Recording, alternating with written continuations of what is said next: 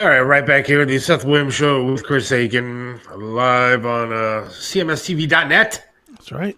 CMS Network, Rumble, and all the other places. Twitter, everywhere, Odyssey. Everything you can imagine. That's we're right. there. That's correct. A couple of different things. Did you get a hold of Charlie? I did not yet. I'm still waiting on my daughter. So, but I definitely will. And thank you in advance, Charlie, for helping out here. Charlie's auto repair in Lakewood, good guy, does a lot of good work. Also, we played that Trivs commercial. We're gonna all be at Trivs Wednesday. You gonna go? I'm going. All right, Trivs Wednesday, a week from today. After the show, we'll be heading over there. Billy Fisher is going to be there playing, singing, and there's a bunch of people actually, I think, going. I think we're going to have a good time. So, do we have to reserve a table, or are you taking? It's already done. Already done. Very nice.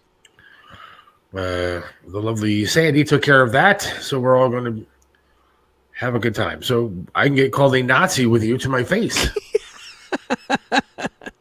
So everybody, come out and join us, Trivs Restaurant Wednesday night for Billy Fisher. Dude, you should just wear like a swastika uniform. Or yeah, I don't think that's going to happen. I'm not going to go to Trivs Restaurant like that. You don't think also, I don't know if you heard this story. Huh? You don't think that? No, I don't think it's going to get any. I don't know if you heard this story. FBI agents kill a man in Utah who allegedly threatened Biden. What did he say? Let's see here. Somebody served an arrest search warrant in Provo, Utah on Wednesday. He posted the following on social media. I hear Biden is coming to Utah. Digging out my old camouflage suit and cleaning the dust off the M24 sniper rifle. Welcome, buffoon in chief. Wow. Holy cow. So that guy is no longer with us.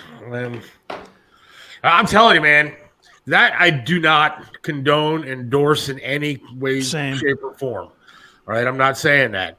But what I am saying is that this country is reaching a tipping point where people are getting frustrated, people are getting scared, people are getting desperate. And I'm afraid of what's coming.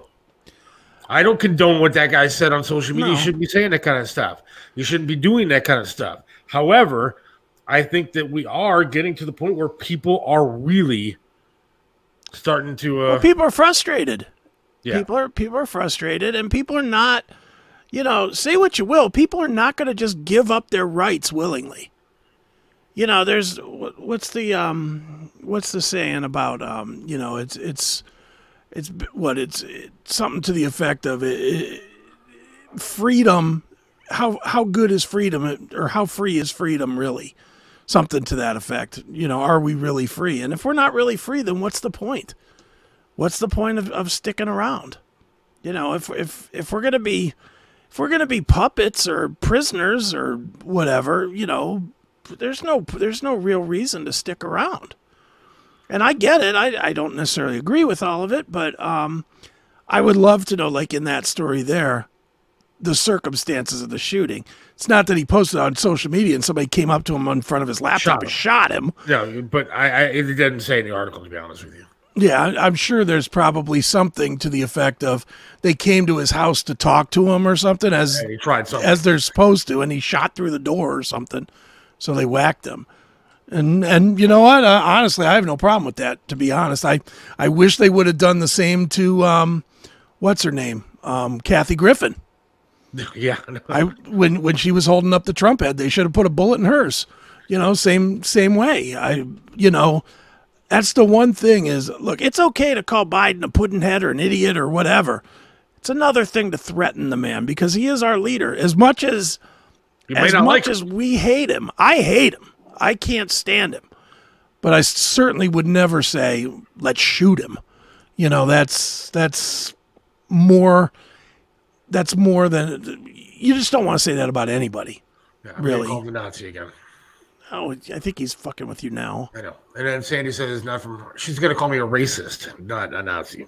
Oh, well, whatever. That's fine. It is what it is. Wear white hood.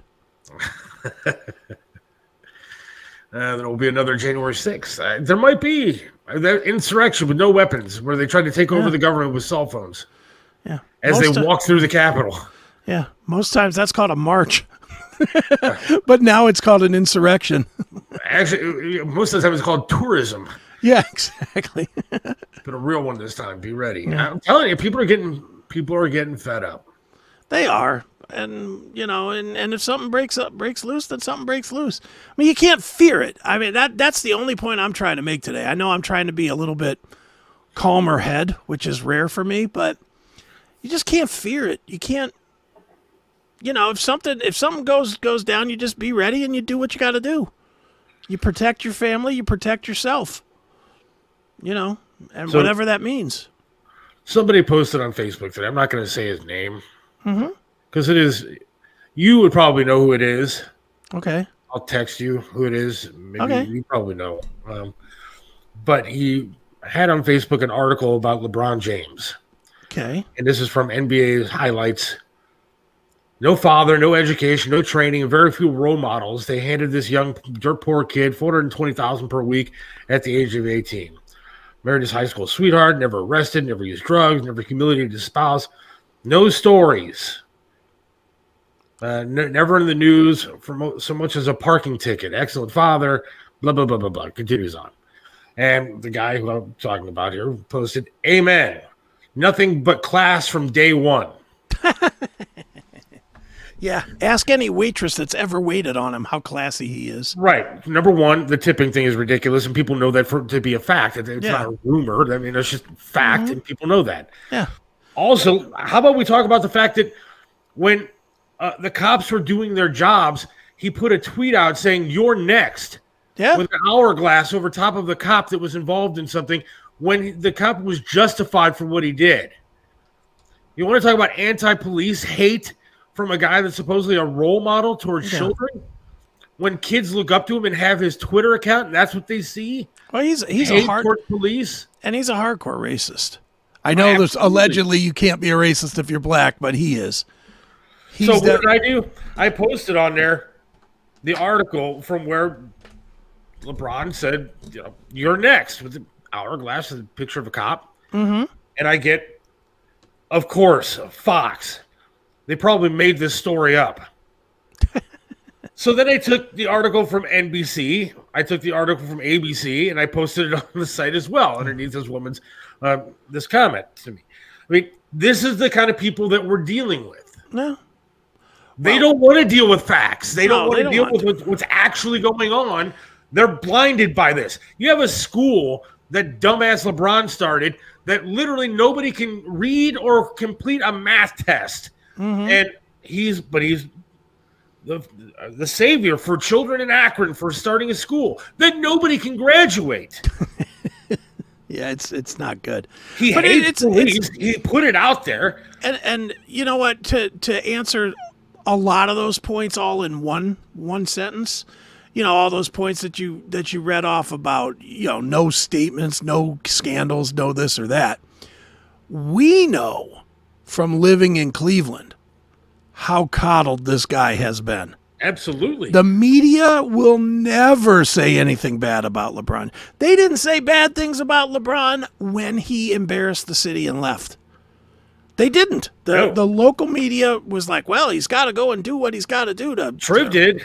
Well, I know Triv did, and I can't imagine the amount of pressure and hate that he took from the rest of the media in this town. I'd imagine it was huge, you know, but I mean, dude, there was constantly, and I remember Triv talking about this a lot on the show, and you as well, you know, when you guys would talk about LeBron, you know, I can remember all the times you guys were always talking about him and his posse and how he had the posse that just was getting away with anything and running roughshod on the facility and the town, and, you know, they would get LeBron out of stuff, you know. And again, I think LeBron is an ass. I don't know him to be a thug per se, but I definitely know he's an ass. But you can't say that this guy is a savior of anything. He's not. I mean, he's no better than Sean Kemp. No. And you're talking about a guy who put out all these tweets about the cops, yet his home is secured by cops that sit outside of his house. Of course. I've been there. I did stuff outside of his house, reported outside of his house, and there's cops standing and sitting right out there. They're secured by security and cops. Sure. Yet he puts out tweets about how they're horrible, and he hates. One of his things that he said was he hates black people getting killed by cops. Well, then don't break the law. Well, didn't he also say that that if white people don't like what we're doing, then don't come to the games? Isn't that something that he said too? I believe. When they were talking about the slave wage or whatever, for that the NBA was a slave wage industry or whatever. Yeah. And people were basically, everybody was saying, shut up and play, shut up and dribble. Oh, yeah. And that's when he said, hey, if you white folks don't like what we're saying, don't come to the games. It's like, okay, cool. But that's that's the kind of people that we're dealing with. I mean, we're dealing with people that are irrational, that truly believe. Dude, they're led by the media. They're led by the media. It's as simple as that. It's the same people that believe that the Kardashians are something special. Instead of just big ass chicks that got lucky with the media. I mean, take the media away from the Kardashians, and what are they? Yeah, exactly. I mean, it says that his thing that he wants nothing to do with white people was taken out of context. Okay, tell me the good context. Tell me the good context. If they have that. Yeah. Post shared thousands of times, nothing to do with white people, while James did say this. The quote has been taken out of context, with the post calling him a racist, a proponent of... In what? I went to an all-white high school, Catholic high school, so when I went to the 9th grade in high school, I was all of a sudden like, I'm not effing with white people. My whole... I mean, half of it isn't English. Well, it's Ebonic English because the guy's not real smart. But my whole eye was so institutionalized growing up in the hood. It's like they don't fuck with us. They don't want to succeed. So I'm like, I'm not going to the school to play ball, and that's it. I don't want nothing to do with white people. I don't believe they want anything to do with my whatever ass. It's me and my boys. Yeah. We're going to high school together, and we're here to hoop. Yeah. So go ahead. I mean, that's the guy that these people... Role model. Are saying he's a role model. He's done nothing wrong. He's a great guy. He's fantastic. Role model. Don't look up to LeBron James. Yeah, he's a role model. But it goes back. This is what it goes back to issue one. It goes back to everything that I've been saying for the past 2 days now, is that we are seriously at the point in this country where something needs to be done. When we're looking up to people like LeBron James, an ass, and we're glorifying drag queens, and we're glorifying changing your child's sex.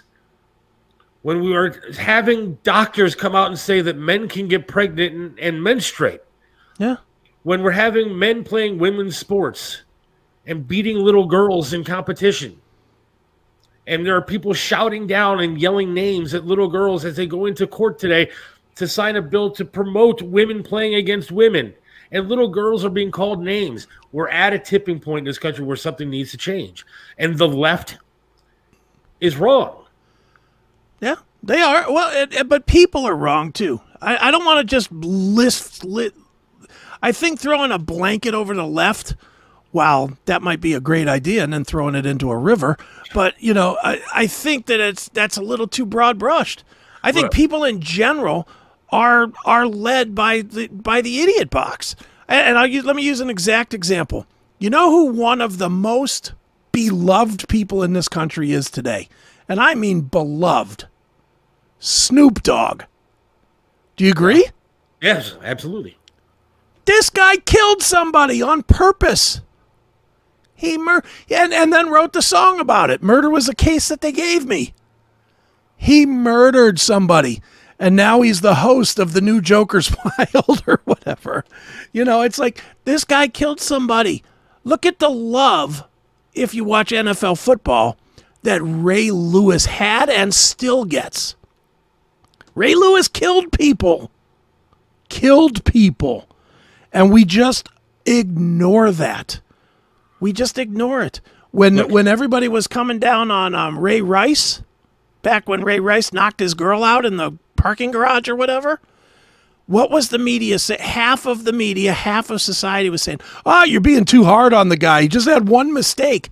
Yeah, his one mistake was to brutalize a woman. But everybody acted like we were crazy for holding him to a high standard. Everybody acts in this town like you're crazy if you don't want Deshaun Watson here. I mean, if you have the high, if you truly live on the moral ground, you don't want Deshaun Watson here because he's a piece of shit. I know, Sandy, you're promoting the fact that Snoop smokes weed. I get it. And that's great.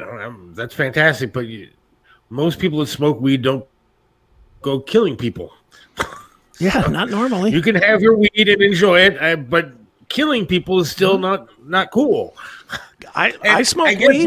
I'll tell it straight up. I smoke weed, and yet my guns haven't killed anybody. Somehow, some way. I don't smoke weed, but I don't have a problem with people that do. It doesn't affect me at all. Sure. If you can have a beer, you should be able to smoke a joint. Right. But here's my problem. Okay. With what you said, and actually, I see Tony is actually going to join us. All right, good. I don't know. Looks like from the golf course. Let me tell you about Glen Eagle's food. You were correct that both sides and people are just screwed up. I do, yeah. But I don't. It doesn't sit well with me. I end up being. Last time I tried it, I wanted to jump off a balcony.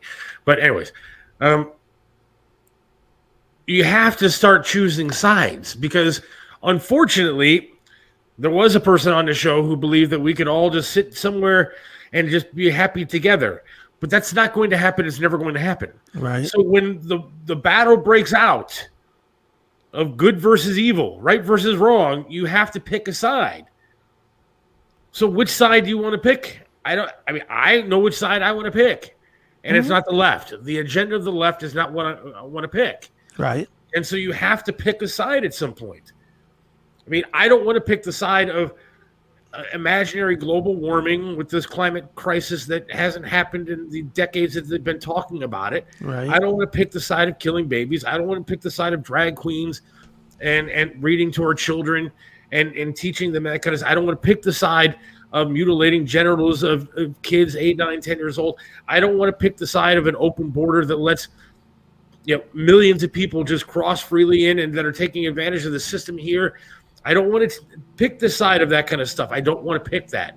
I need to be on one side or the other, and I got to pick the lesser of two evils. And I think that obviously the right is the conservative side is the way that I have to go. Sure. I want to pick the side of capitalism and this people making money as opposed to living off the government. I have to pick a side. Right? No, I'm not saying you shouldn't. I'm just saying that it's not as simple as throwing a broad brush on any side. Okay, because our side, the right side, is plenty fucked up too. I'm not saying that it's not, but again, when the battle lines are drawn, you have to go to one side. You can't stand in the middle because you're just going to get shot. Yeah, I mean that figuratively, not literally. I'm just saying, if you stand in the middle, you're just going down. All right.